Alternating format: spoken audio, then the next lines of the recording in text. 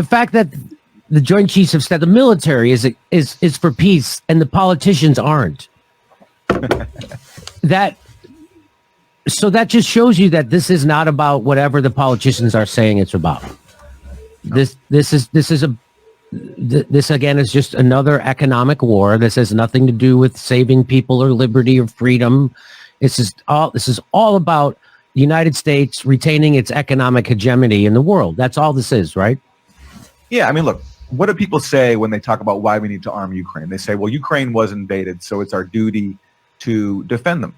And in the abstract, it's true. If a country is invaded, they have every right to fight back, and Ukraine has the right to fight back. But the question is, are there diplomatic alternatives? Can this war be avoided? And the answer is unequivocally yes. For the last 8 years, let's recall that this war did not start when Putin invaded Russia in February 22. The war began in February 2014 when the U.S. backed a coup. And after that, the new coup government included many fascists who cracked down on Ukraine's ethnic Russian population. They tolerated a massacre of dozens of ethnic Russians who were protesting the coup when they were burned alive. And incidents like that led to a rebellion from the Donbass, where many ethnic Russians live. And that led to a war in which 14,000 people have died. And there have been peace agreements on the books and something called the Minsk Accords, in which there was supposed to be a basic settlement in which the Donbass demilitarizes in exchange for some autonomy and basically being recognized as equals. So Ukraine no longer cracking down on Russian culture inside of Ukraine, letting them speak the Russian language officially. There are many people in Ukraine support that. The only people who don't are basically the hard right nationalists, the far right, the Azov battalion, who don't want to recognize the equality of Ukraine. And the U.S., meanwhile, which sees an opportunity to use this whole conflict as a way to bleed Russia, has effectively sided with far right, with the far right in Ukraine, and even sabotaging Zelensky's own election mandate, which was to make peace. Yeah, so that hopefully clears it up. I mean, it's been going on longer, you know. Those it's damn Nazis have infected the damn government over there is what happened. Let me read this. It says, technically, the crisis began with the civil unrest Kyiv in November 2013, but early 2014 is close enough. Certainly better than thinking it began this year. Another comment, it says, I'd say the basis for the war set December 13th. Thread of facts which indicate the Yanukovych ousting was the result of spontaneous pro-EU demonstrations.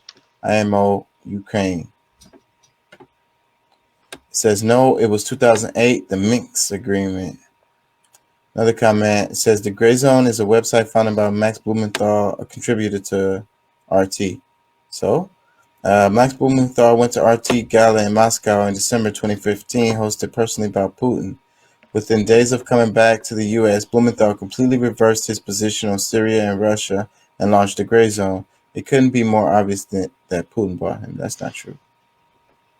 Oh, I didn't watch this clip, but I know that the Poland situation, and I mentioned it earlier in the show, like, you know, they were talking about World War III is going to happen because Russia blew up some people, because people died in Poland behind this missile strike.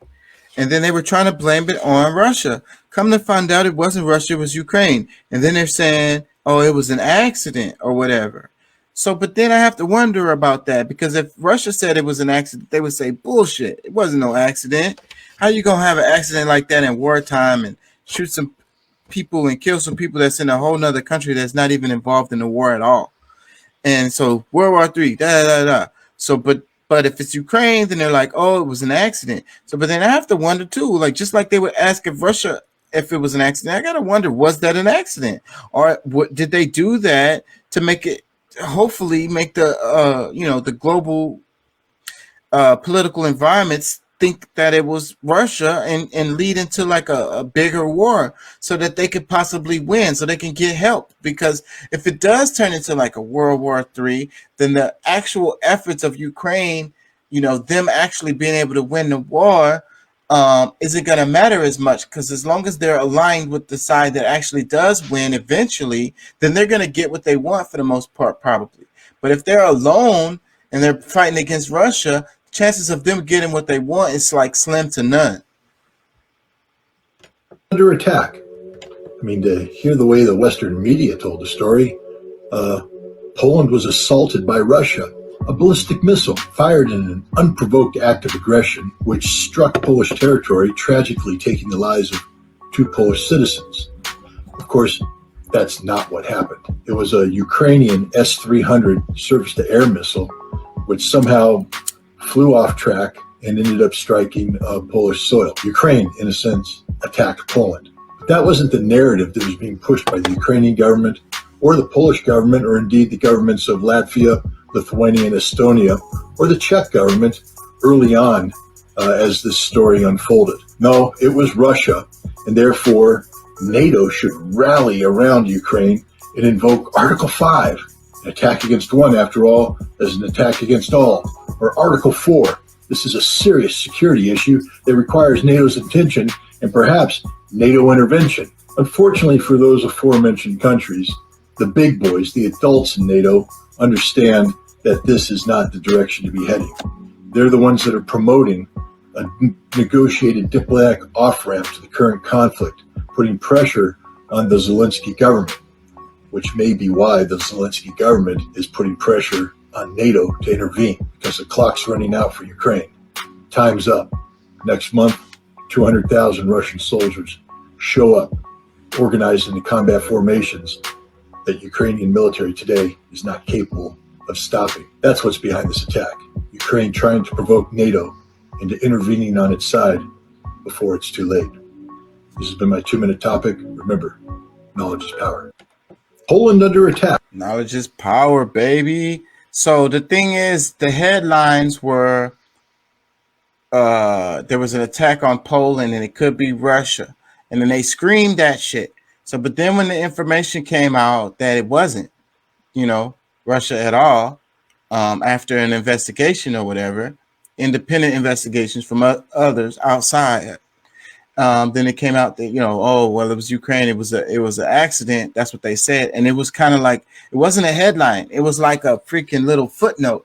And they barely freaking said it really quickly. And they just moved on. It almost worked.